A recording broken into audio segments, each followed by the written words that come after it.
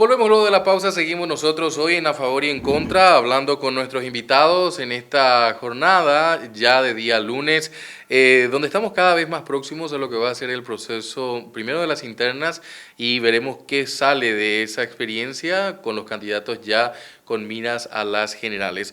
Hoy nos acompaña y realmente para mí es un gusto tener la chance de conversar con él en un mano a mano, al ex juez Pedro Mayor Martínez, actualmente candidato a senador por la Alianza Encuentro Nacional. ¿Y por qué digo que es un placer? Porque principalmente venimos después de una semana donde la justicia de vuelta ha estado en entredicho. Y él, que ha sido una persona que ha formado parte de ese esquema, me imagino que mira esto y hasta a veces por momentos se sonríe en soledad y en silencio y dice: caramba, una más de lo que se debe destrabar y se debe purgar el sistema judicial en nuestro país. Don Pedro Mayor, gracias por estar con nosotros. Juan Pablo, gracias por la invitación y por supuesto era infaltable la posibilidad de estar contigo y tirar sobre la mesa, mano a mano, de muchos temas tan interesantes. ¿Duele la justicia en el Paraguay? Duele y le duele a muchos fiscales y jueces, y no solo a la ciudadanía, a muchos fiscales y jueces les duele también. En ese sentido me parece interesante justamente hablar de una persona que estuvo adentro de este ogro filantrópico, como se suele hacer referencia, del Estado, y entendamos el Estado como una entelequia dividida en tres poderes, ¿no? En ese sentido, Pedro, ¿hay gente potable dentro del sistema de justicia? Es así, Juan Pablo. Mira, la lucha que yo siempre instalé es fortalecer al sistema de justicia. Acá tenemos que empezar a pensar que no todo está mal. Hay buena gente, buenos fiscales, buenos jueces, pero que con este tipo de información que aparece en el éter y en todos los medios de comunicación, un poco como que se sienten defraudados. Cada juez, cada fiscal, cada abogado que se presenta para recibir su matrícula, hay un juramento donde Dios y la patria se lo demandarán si no se comportan acorde a ciertas expectativas sociales y a lo que la gente espera de un juez. ¿Cuál es mi visión de un juez, de un fiscal? La visión de un juez y un fiscal es que trabaje para la comunidad, para la sociedad, para la patria, no que trabaje para sí mismo. Y cualquier atisbo, cualquier sombra o fantasma que pueda contaminar la imagen que tiene un juez o un fiscal, pues afecta no solamente a ese juez y fiscal, afecta a toda la institución. Por eso que es tan grave esta aparición de esta noticia de los $368.000 cobrados por el hijo del ministro de la Corte Suprema, Antonio Fuertes. ¿Dónde nace el problema? ¿Dónde está el foco de ese virus? ¿En la formación de los profesionales de justicia?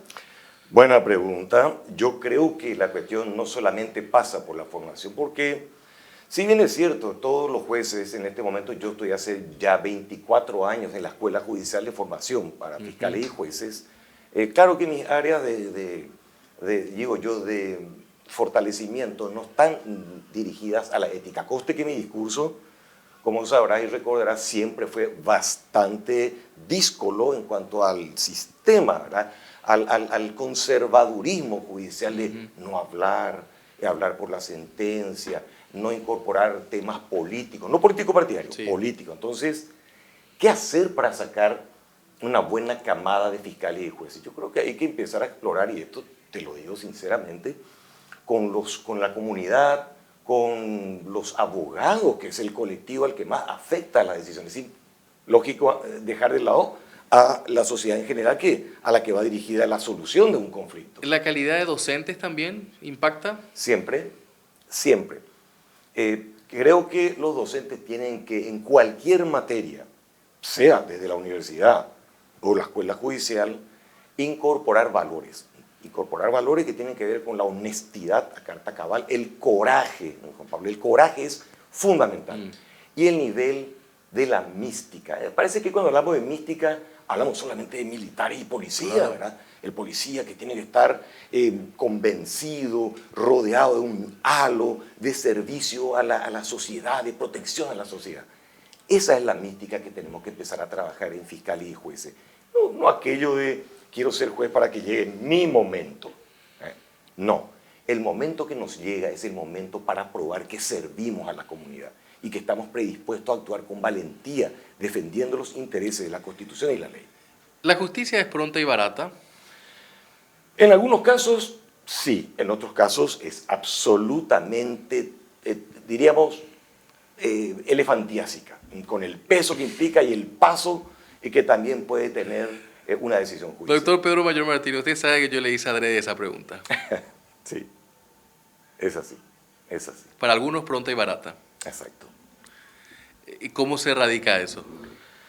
Yo creo que en realidad justicia pronta y barata debería ser para el común denominador. Pero también debemos poner un acento, Juan Pablo. No siempre una justicia muy rápida es buena. ¿No? Claro, la ley, el papel soporta todo. La ley dice que tenemos que sacar resoluciones en un plazo determinado. Eso significa que en principio debemos cumplir hasta a rajatabla. Pero hay casos complejos, sobre todo en la justicia penal. Creo que la justicia civil también requiere una revisión. Donde yo veo mayor, diríamos, proceso kafkiano es en la parte de niñez. Creo que la parte de niñez es donde se siente el peso de una justicia bastante lenta, que tendríamos que reformularla con un nuevo diseño que se dirija a resolver conflictos de personas, de niños y de niñas que están ahí, que necesitan urgentemente una decisión judicial. Pero el área penal también. El área penal es siempre la ventana del Poder Judicial. Lo que acontece en el Poder Judicial, en el área penal, es lo que se vende en los medios de comunicación. Nadie está buscando ahí la demanda por un cobro de guaraní ni una sucesión en los medios, sino siempre el ámbito penal fue la ventana. ¿Por qué? Porque hay una carga de morbo en todo esto también, ¿verdad? La gente busca como que la corrupción, quién es hoy el sujeto que sale con la corrupción, quién es el delincuente, quién es el que fue detenido por la policía, los abusos de la policía, los abusos fiscales, la corrupción en los jueces. Eso un poco llama siempre la atención. Entonces, claro, los medios recogen ese interés público de la sociedad en conocer qué está pasando en estas áreas. Por eso creo que tenemos que trabajar en un rediseño. Venimos ya de fracaso de 2 reformas legislativas, Juan Pablo. Y nada se está operativizando porque se está cometiendo el error de hacer revisiones genéricas. La otra cuestión también, estamos en un proceso de nueva selección y elección para lo que va a implicar algo tan, yo diría, hasta desconocido por muchos, que es la importancia del Ministerio Público. Sí. ¿Ese proceso está siguiendo de cerca? Bueno, siempre seguí de cerca los procesos donde se tiene que analizar el perfil de ciertas autoridades, sobre todo la del Ministerio Público. Nosotros concursamos, yo he concursado para el cargo de fiscal general del Estado. En su momento, bueno, Lugo tomó una decisión, eligió a Díaz Verón, y ahí el resultado. Creo que hay que saber elegir.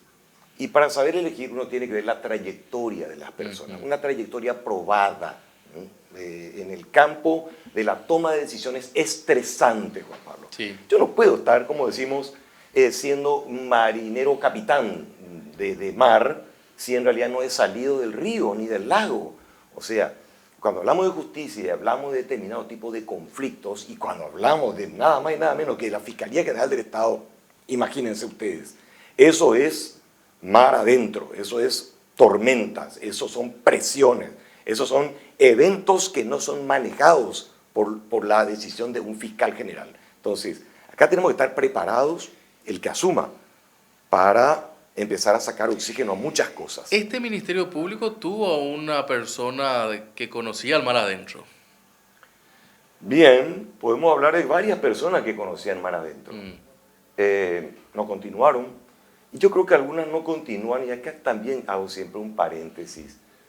Cuando ingresamos al servicio público, Juan Pablo, insisto mucho en esto, uno tiene que entrar con una mirada de no empezar a ver al servicio público como mi banco o mi financiera. Esto es importante. Y claro, muchas autoridades ven esto como una gran oportunidad para que mis bienes, directos o indirectos, los que puedo declarar, los que deposito en las Islas Caimán o en el extranjero, o las estructuras de cualquiera que llega a la autoridad pública. Lo primero que hace un entorno es abrir una empresa de maletín en Panamá o en las Islas Caimán, preparando un poco lo que no puedo meter en el mercado económico local. Entonces acá tenemos que ver varios perfiles. Perfiles de personas que se han comportado dignamente, con honestidad, con trayectoria de lucha, con coraje, porque hay muchos que abandonaron el sistema de justicia.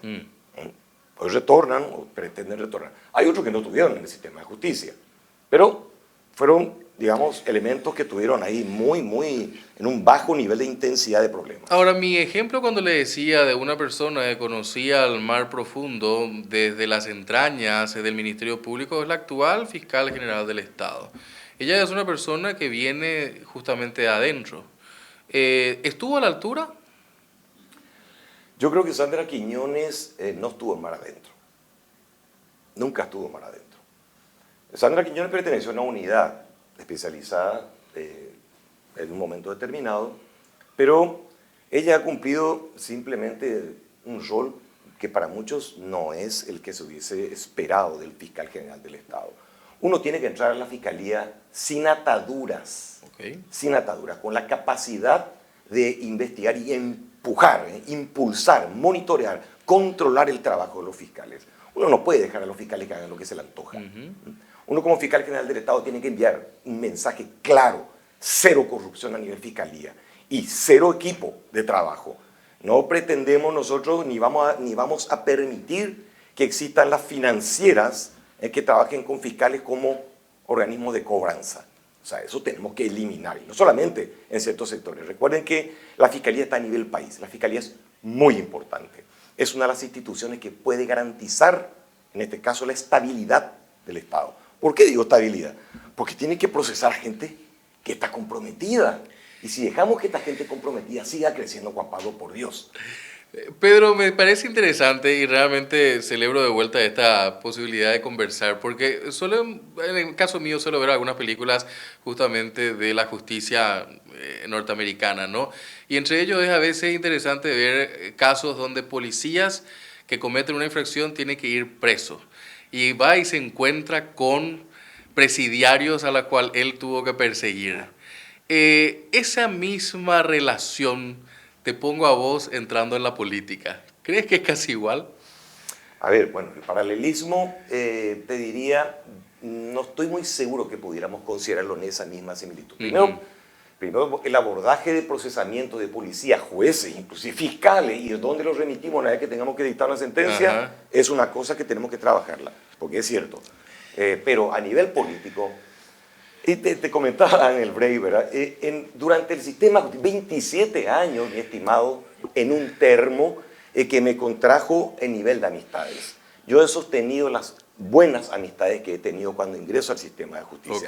Pero no hice la expansión de amistades, porque expandir las amistades implica que me tengo que apartar en el juzgamiento. Sin embargo, hay colegas míos que han seguido la canción de Roberto Carlos, era 1 millón de amigos. Entonces, claro, cuando me toca juzgar a una persona que juega partido conmigo en el Centenario o que juega partido conmigo, tenis o lo que fuere, ay, no, me tengo que inhibir porque soy amigo. Vamos. Entonces, ahora que entro en la política, un poco como que me siento mucho más libre, me siento hasta rejuvenecido. Yo creo que Soledad Núñez y Katia González me rejuvenecieron, son las responsables de que yo haya salido de mi zona de confort, pero lo hago con entusiasmo. ¿Cómo fue esa conversación?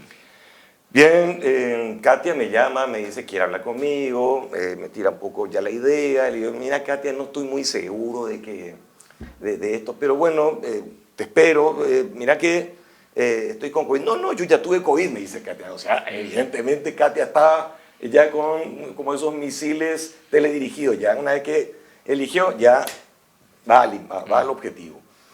Hablamos con ella, bueno, sí, me pareció interesante, hablamos un poco de cuál era la realidad del país, que se buscaba, que no sé, que teníamos el desafío que teníamos, y realmente el desafío que tenemos es renovar un Congreso, Juan Pablo. Claro, Katia me dio un poco dubitativo, entonces la siguiente trajo ya un pelotón más grande, viene Soledad Núñez, entonces claro, hablo con las dos, empezamos a conversar, y me entusiasma Katia, me entusiasma Soledad. Soledad para mí es una persona increíble, tiene mucho que dar, y sobre todo tiene mucho que decir, porque tenemos capacidad de escucha, Juan Pablo. Eso nos dimos cuenta cuando visitamos. Yo me pego un poco al furgón de la presidencia, porque es importante ver el país. Aparte disminuye los costos, que cuando uno se lanza a la política, uno dice, ¿cómo bancás esto? Bueno, tratamos de reducir costos lo máximo posible. Entonces, hoy nos viene muy bien el tema de redes sociales.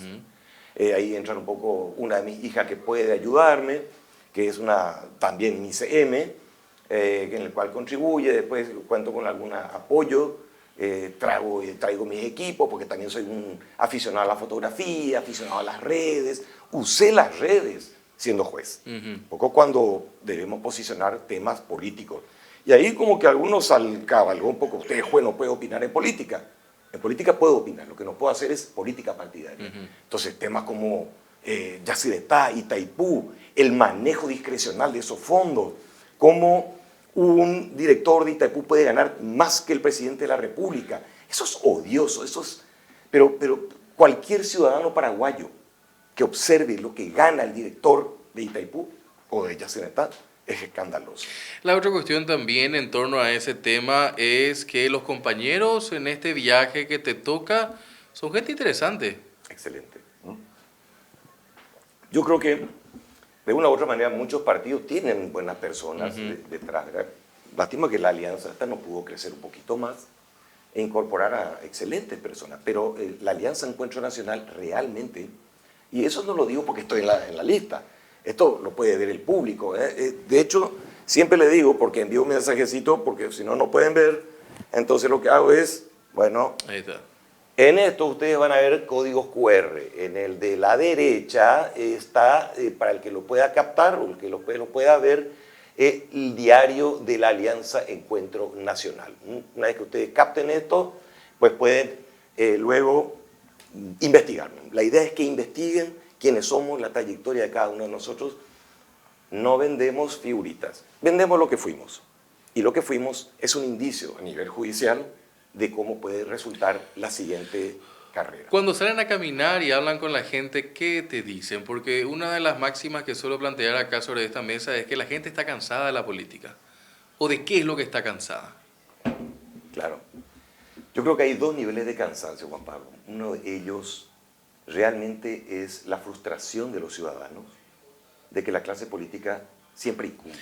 Porque no hay sentimiento de un proceso político. ¿Te das cuenta? Sí. La gente está más imbuida en el mundial, en el novenario que empezó hoy. Claro. Como que el del 18 es como que... Sí. Y eso es un poco el fenómeno que lastimosamente nos cae con el mundial, ¿verdad? Lo que la gente, y es natural que el ser humano piense así, el ser humano no quiere conflictuarse mucho. Y si hay momentos que son de esparcimiento, voy a hacerlo, preguntarle a tus amigos si quieren hacer filosofía o quieren ir a hacer un asado. Bueno, yo creo que la respuesta de tus amigos rápidamente sé cuál sería.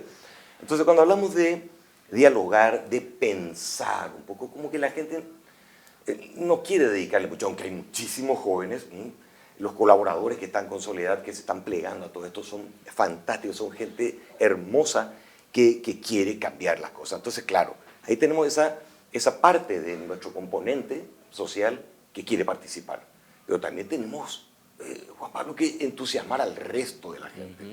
Quizás esto del 18 de diciembre sea una pequeña prueba. La idea era que este resultado del 18 de diciembre ya sea prácticamente el resultado que vamos a tener en abril. Pero no va a ser así, ¿verdad? Todo va a estar un poquito más seguramente apagado. La batalla, la madre de las batallas va a ser abril del 2023. Una cuestión también que me parece interesante que puedas compartir con la audiencia es un poco la salud de la concertación. Bien, como todo proceso novedoso, la concertación es una prueba habilitada por ley para que los ciudadanos empiecen a considerar opciones diferentes. Hasta este momento, todo un esquema de poder lo que hacía era tirar sombras sobre la capacidad de aglutinar fuerzas. Nos dicen de todo, bolsa de gatos, esto es imposible, nunca se puede pegar, está pegado con saliva, todo lo que ustedes quieran. Pero la concertación está en marcha. La concertación va a ser, de hecho, para toda la oposición, la prueba de que se puede ganar una elección con votos colorados, sobre todo colorados, ya lo que ya pertenecen a otros partidos, liberales, encuentristas, patriaqueridistas, etc. Porque esa unión es como que nos permite atisbar lo que está en el horizonte. Esa unión ya ha permitido ver que un gran enemigo es la corrupción. No necesariamente un partido que siempre trabajó muy muy gustosamente con la corrupción, pero tenemos que salvar a los colorados honestos. Acá tenemos que apuntar a esa ciudadanía que quiere un cambio.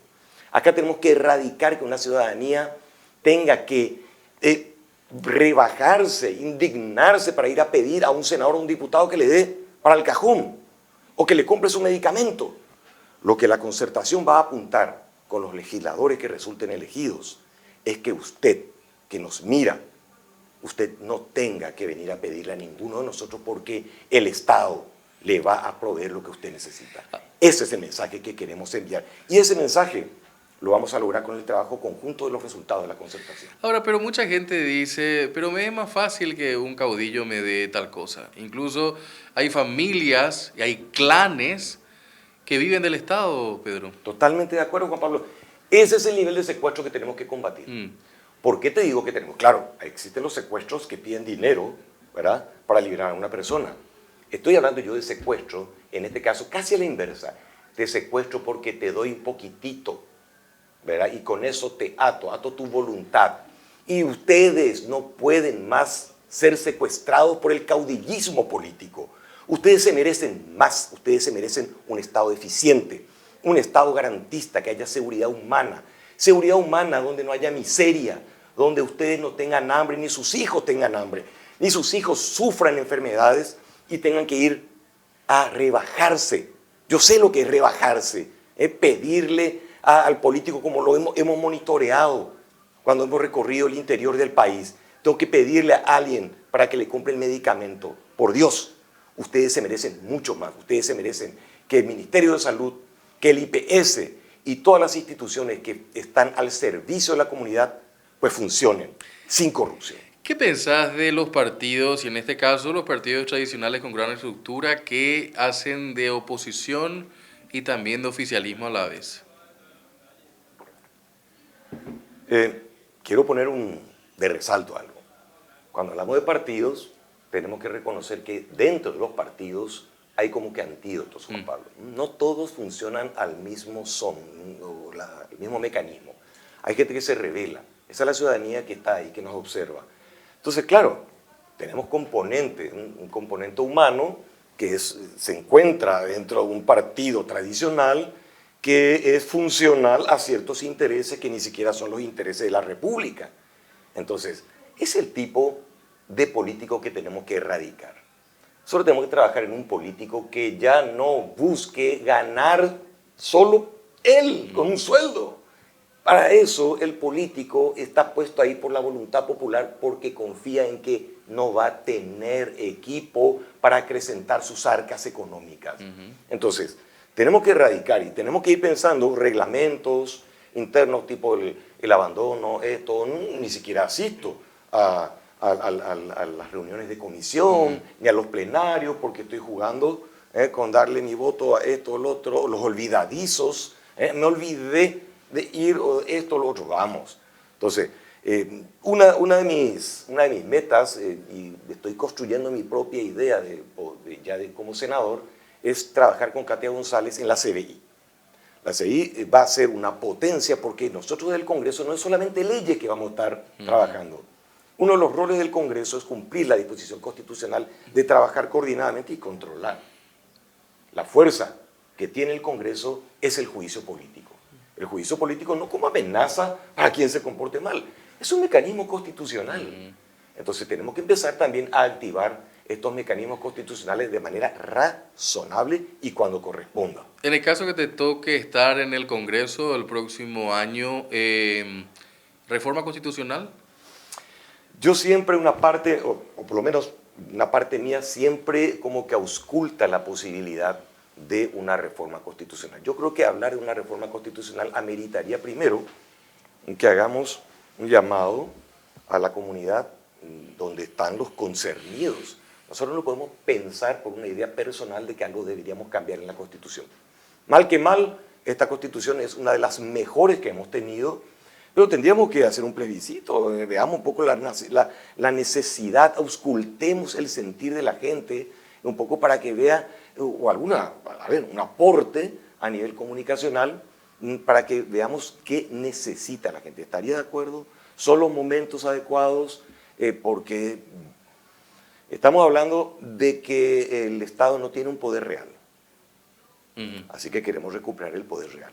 El poder real lo tienen las mafias, el crimen organizado. Esos tienen poder real, porque dominan el esquema policial, dominan el esquema del Ministerio Público y dominan a muchos jueces. Y también hay, evidentemente, tentáculos que pueden llegar a la máxima instancia judicial. Eso lo han dicho los propios ministros de Corte. Y ni qué decir a nivel político. ¿Verdad? La narcopolítica hoy está en el día a día. Es una realidad. Es una realidad. Entonces, verdaderamente, por eso digo, no es que tengamos que cortar cabezas como la hidra porque crecen más. Acá lo que tenemos que hacer es matar la hidra con el espejo, que se vea ella y vamos a sacarle aire. Vamos a sacar aire al crimen organizado trabajando por la comunidad. Vamos a erradicar la miseria. Tenemos muchas formas de erradicar la miseria. El agua, Juan Pablo, de nuestra gente. Tenemos que sacarle el hambre. Si ese chico que no tiene que comer, ¿cómo va a estudiar? Ese chico que desde su etapa en el vientre de su madre, que tiene que ser una mujer que tiene que ser fortalecida, tiene que ser asistida por el Estado para que su nutrición en la primera etapa del embarazo, pues le envíe ya al ser en gestación los nutrientes que necesita, los 5 años que necesita la familia con la madre, atendiendo a esas necesidades y la alimentación nutricional de ese chico. Eso tenemos que trabajar, Juan Pablo. Pedro, dos cuestiones últimas y agradecerte mucho tu tiempo con nosotros. Formaste parte casi durante 30 años del sistema de justicia y de manera muy directa. Y fuiste uno de los magistrados más respetados también en su propia opinión. Esto que vemos por parte de los Estados Unidos, ¿qué te causa? Y por un lado me causa, te diría, tristeza. Tristeza porque vemos que alguien nos tiene que decir lo mal que andamos y que ya ha detectado que alguien es significativamente corrupto, o algunos son significativamente corruptos. Eso implica que tenemos un ministerio público y un servicio de inteligencia que parece ser que se dedican más a espionar, a hacer espionaje de novias o novios, o traficar con influencias de información confidencial, que verdaderamente hacer su trabajo coordinadamente con jueces y fiscales. Eso significa que tenemos una miopía de parte del Ministerio Público de no buscar realmente al crimen organizado y a los grandes corruptos que manejan los hilos del país. ¿Adrede? Pero absolutamente. O si no, estaríamos hablando de una incapacidad. Y si estamos hablando de una incapacidad, pues la persona que está al cargo del Ministerio Público no debería continuar un día más. Pero claro, el esquema político parece ser que le encanta esa miopía.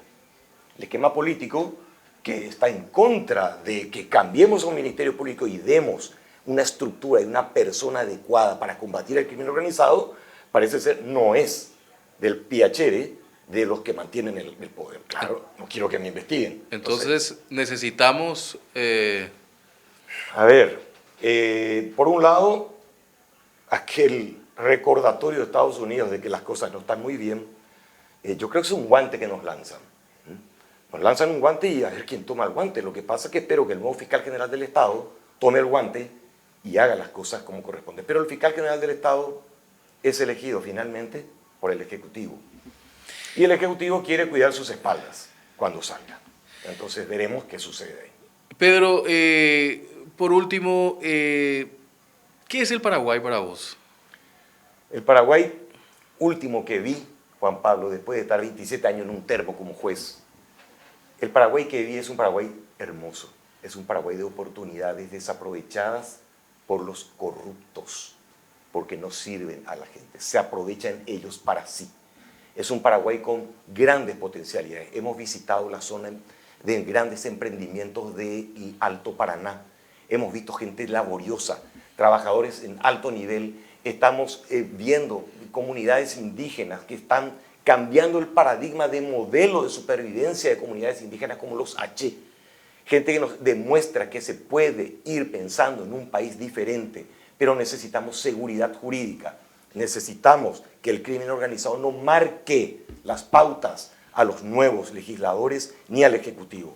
Un Paraguay que promete mucho si las personas con libertad de tomar las decisiones adecuadas llegan al poder. Y eso quiero ser, una de las personas que llega al poder. Gracias, Pedro. Por favor.